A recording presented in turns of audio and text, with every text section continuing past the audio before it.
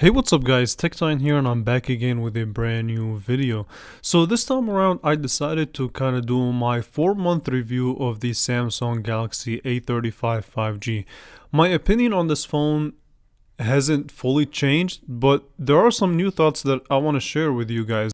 So I first want to speak on the design of the Galaxy A35 5G, which follows a familiar formula from this year's generation of Galaxy devices. So the back is made out of this kind of shiny glass material that does catch smudges and fingerprints, so keeping this phone clean without a case is really difficult, but very doable. So as far as your button situation, on the right hand side you have your power button and your volume up and down that are fairly clicky and tactile, but if you also look, it does follow the same theme of the Galaxy A15 and the Galaxy A25 that we've seen, which has this kind of curved edges, and I can guarantee you that the S25 may have a similar formula.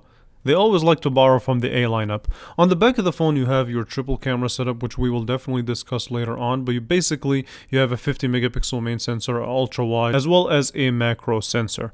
On the bottom of the phone you do have your USB-C port that does support up to 25 watt of wire charging.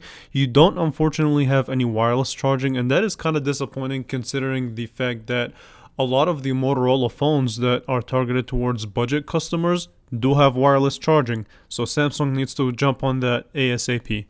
So as far as I'm concerned, there are definitely subtle changes between this phone and the Galaxy A54 from last year, but definitely not anything groundbreaking from a design perspective.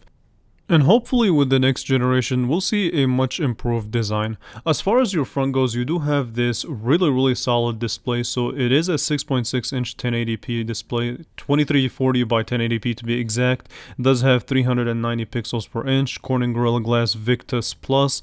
It does support always on technology. It is Super AMOLED. It does support 120 Hz of refresh rate. And you also have support of 1000 nits of peak brightness. So the Galaxy A35 5G definitely goes above and beyond when it comes to the display department. I would say if I were to be kind of nitpicking, the bezels may be on the larger side, but that doesn't really bother me all that much. Just to give you a perspective, this phone does have like a 84.8% screen to body ratio compared to the 91% screen to body ratio found in their flagship Galaxy S24.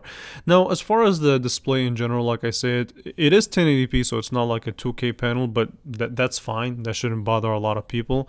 Yeah, so sharp display, very vivid, very bright. You get all the benefits of an AMOLED display. Like I said, the 1000 nits of peak brightness is really good. I know in today's world flagships do have crazy like 2600, 2700 of peak brightness, which is insane, but for my usage 1000 nits is pretty good for most people in general anyway. This display pretty much checks all the boxes in my book. Not really too much to complain about here. So even 4 months later, 8 months later, I feel like 2 years later, this phone will still have a rock solid display. So that goes without saying. Okay, so as far as the performance goes, this is where this phone kind of lets me down a little bit. So it does have a similar performance to the Galaxy A54 from last year, and this is what this phone is actually competing with as far as a predecessor goes. So instead of comparing the A55 to the A54, you gotta look at the A35 versus the A54, since if you're living in the US, this is pretty much what you get. As far as your benchmark goes, if you have the Geekbench 6, this is the following scores that you will get. A single core of 983 and a multi-core of 2873. It was pretty much consistent when I did a couple of benchmark scores.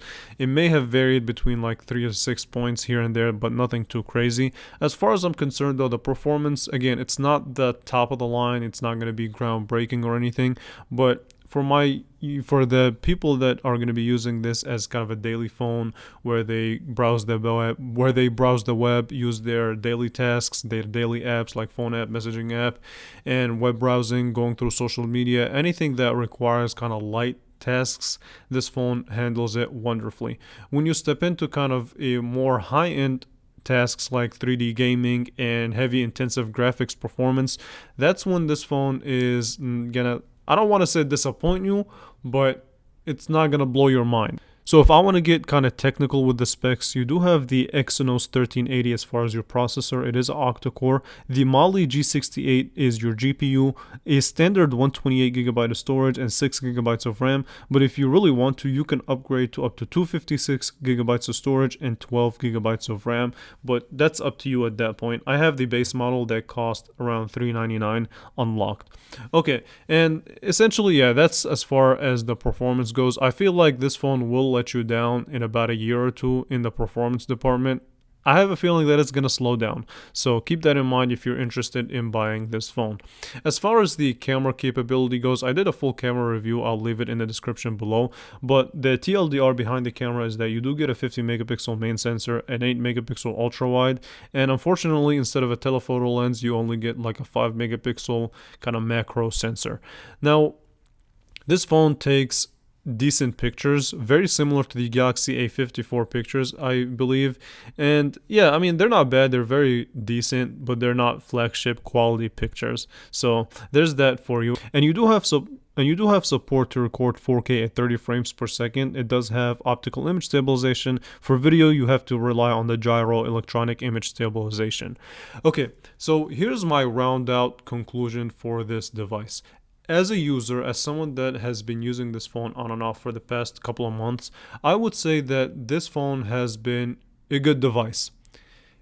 Unfortunately, the competition is trying to compete very, very differently nowadays. So a lot of Motorola phones like the G Stylus, the G Power, they add features that this phone is missing. For example, wireless charging is not found on this phone. It is found on the Moto G Stylus 5G, a faster charging speed, and a much better design in my opinion. So I feel like Samsung in their next A lineup of phones, they need to step it up if they want to keep up with the competition. So with that being said, I want to hear your guys' thoughts on this device. Let me know in the comments below and I will catch you guys in the next one. Thank you for watching.